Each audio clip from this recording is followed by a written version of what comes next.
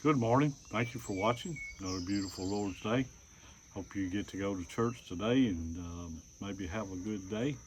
We got our sick list here to go through. We got Ronnie Robinson, Ashlyn Hare, Jeremy Judkins, Pat Nichols, Ryan Sanders, Doyle Butte, Bruce Lewis, Randy Burnett, Sandy Lewis, Lee Heath, Ruby Allred, Crystal Chanel, Robert Pitts, Donnie Smith, Claude Cunningham, Sharon Brown, Sharon Armstrong, Gary Blanton, and Pam Brown. And we got also Beanie Blair.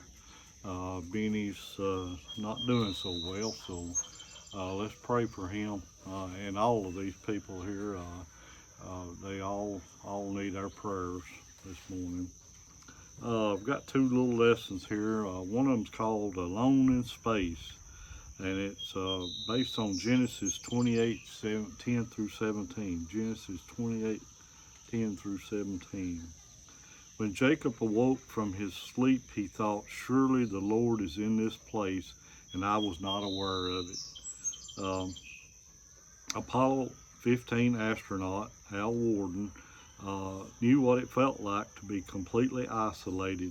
For 3 days in 1971, he flew alone in his command module Endeavour, while David Scott and James Irwin were miles below on the moon's surface. Worden's only companions were the stars overhead. As the sun went down on Old Testament character Jacob's first night away from home, he too was alone, but for a different reason. He was on the run from his older brother, who wanted to kill him for stealing the family blessing. On falling asleep, Jacob dreamed of a staircase joining heaven and earth. As he watched angels ascending and descending, he heard God's voice promising to be with him and to bless the whole earth through his children.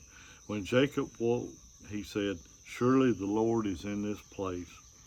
Jacob had isolated himself because of his deceit, yet he was in the presence of the one whose plans were always better and far-reaching than our own.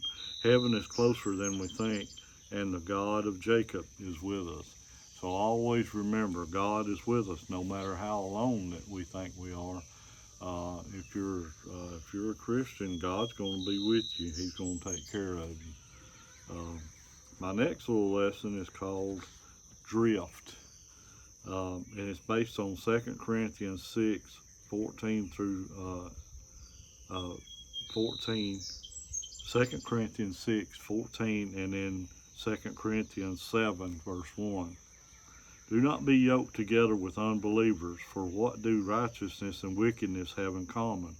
Or what fellowship can light have with darkness?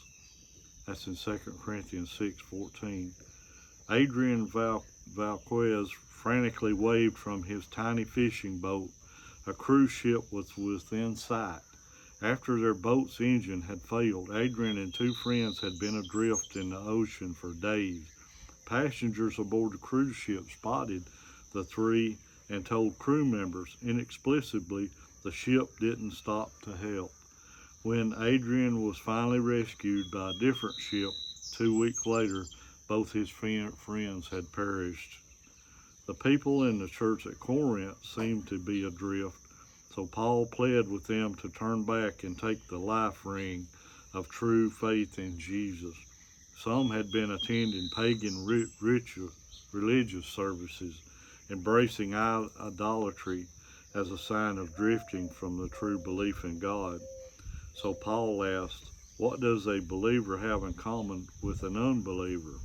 Paul told his readers not to be of the world, but to stick to the moorings of the holy living in Jesus Christ. Do you not know a believer? Do you know a believer who is drifting? Don't just cruise by, throw out that life ring.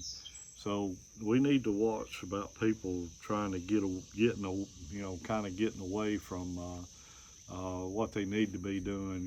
Doing the good things. We've got to watch about that.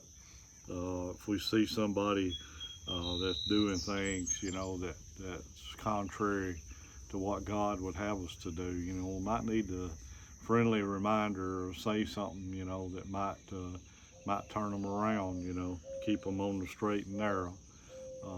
But we need to watch about that. So this 2 good lessons here. Hope you got a little bit out of that. This morning I'd like to remember our servicemen and women, our first responders, our doctors and nurses that keep us safe and healthy, and appreciate y'all watching. And please keep our sick lists, all those on the sick list. Please pray for them. And hopefully you get to go to church today. So have a good day. God bless. See you next time.